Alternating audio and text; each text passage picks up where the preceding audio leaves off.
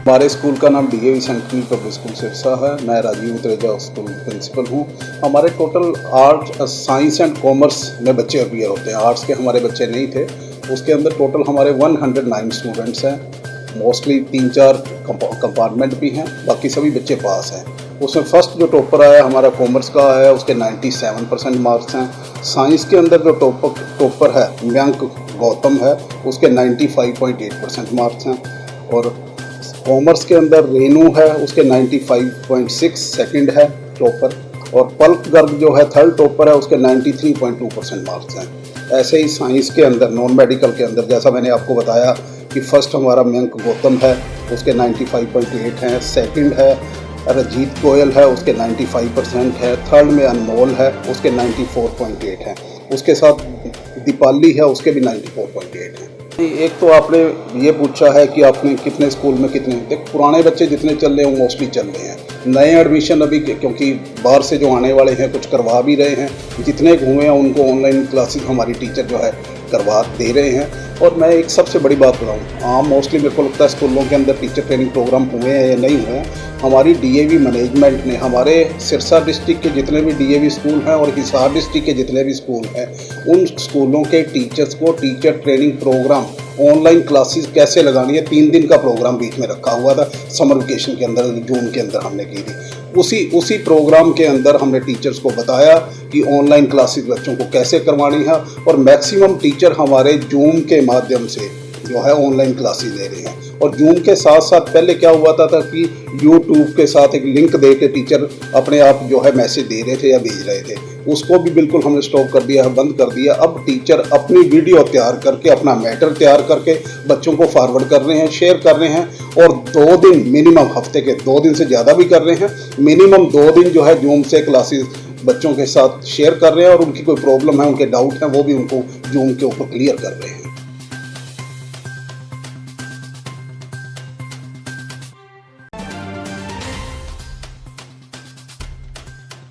Namaskar, I am administrator of Savan Public School, which is affiliated to CBSE up to 12th.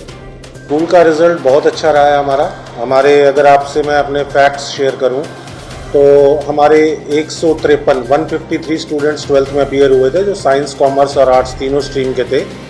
और इसमें हमारे 152 students pass हुए हैं, यानी कि हमारी जो पास परसेंटेज है वो 99.4% है। और सभी स्ट्रीम्स के बच्चों में बहुत अच्छा परफॉर्म किया है। एक बच्चा किसी कारणवश रह गया है, क्योंकि वो किसी कारणवश स्कूल में नहीं आ पाया था पूरा साल, थोड़ी दिक्कत रही थी उसको। अदरवाइज़ हमारी जो डिस्टिंक्शंस हैं वो 26 डिस्टिंक्शंस हैं।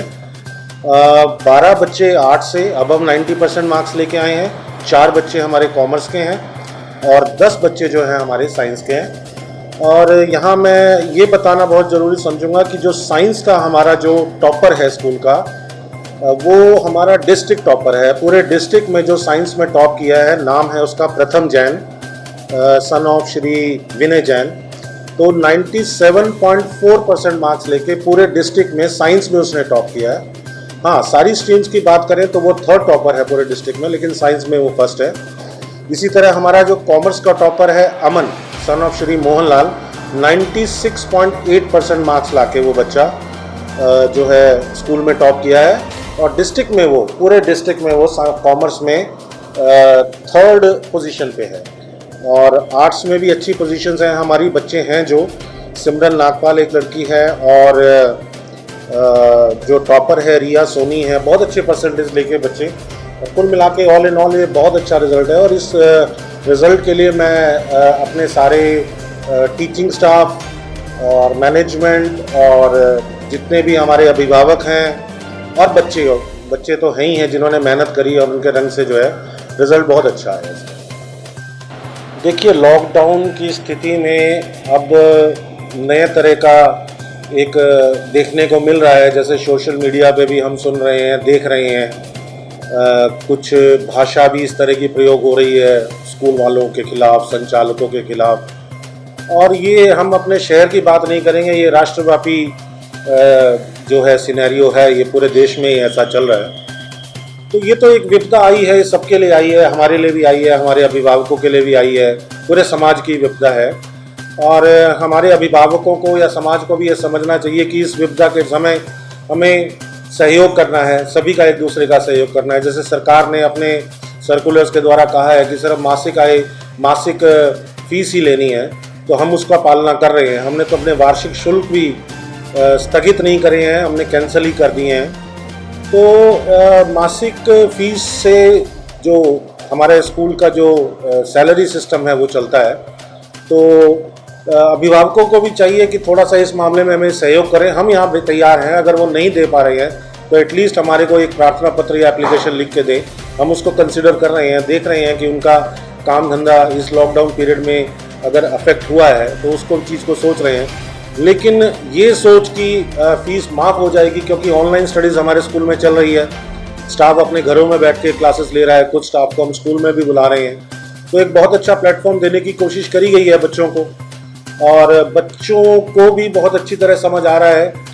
तो इस तरह से देखा जाए तो एक कोशिश है कि हमारी तरफ से भी चीज़ें बढ़ाने की। हमारे एफर्ट्स डबल हो गए हैं, लेकिन कई बार नेटवर्क इशू हैं, कई पेरेंट्स हमें कहते हैं हमारी मोबाइल के इश्यूज़ हैं, तो वहाँ तक बातें नहीं पहुँच रही हैं। तो धीरे धीरे उसका भी हम जो सुझाव पेरेंट्स के आते हैं उसका समाधान करते हैं, और उसको नए नए तरीक़ों से हम सोच रहे हैं कि बच्चों का ये साल किसी भी तरह से व्यर्थ ना जाए।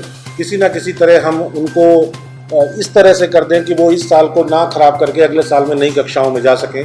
और इसके लिए मुझे लगता है मेरे स्कूल के नहीं, सभी अभिभावकों को सहयोग देना चाहिए, क्योंकि इस स्थिति में सभी लोग अभी बहुत जो फाइनेंशियल है वो बहुत स्कूल्स वाले रिसीविंग एंड पे हैं, बहुत ज़्यादा भारी उनको नुकसान हो रहा है। तो हमारी तो कोशिश ये है कि हम स्टाफ की सैलरी ना रोक पाएँ, लेकिन अभी ये देखते हैं कि किस तरह की फ़ीस कलेक्शन होती है, उसी हिसाब से हम सोच रहे हैं कि हम टीचर्स को सैलरी दे सकें।